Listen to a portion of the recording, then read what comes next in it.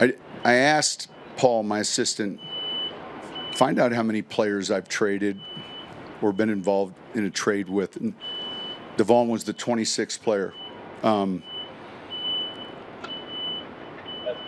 The interesting thing with him was two and then a third team all called. In other words, we weren't actively shopping at all. But teams in need of receivers obviously do a good enough job. They look at the depth of certain teams.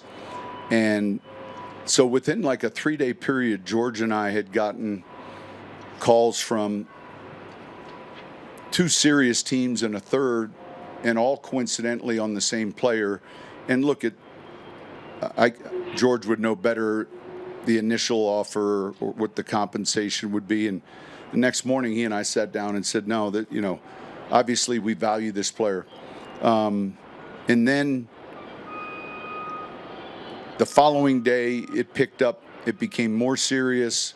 And then we're having to look at the roster as a whole and trying to find the right and the best 53. But the thing different, and I looked over those trades, those other 25, and 90% of them were easy trades to make, meaning there wasn't the right fit for whatever reason, but there. And then there's that 10% that are difficult. This was one of those 10% that, man, all the things that we look for: discipline, structure, smart, tough, talented. That's why this one was difficult. And certainly New Orleans was looking, just talking with Mickey, they felt they were missing a bigger receiver. They knew we had a number of big receivers.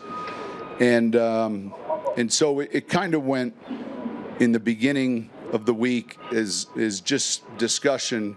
And then two teams really came back more than serious about this trade, and there is a point at some point where you're looking at the roster, you're looking at your depth, and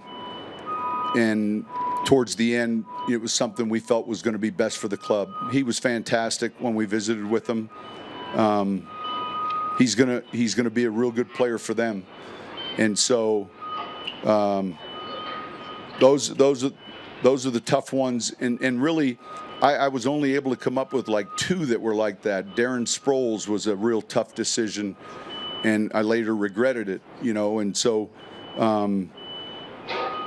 But most of the time, they're easier, but we wish them well.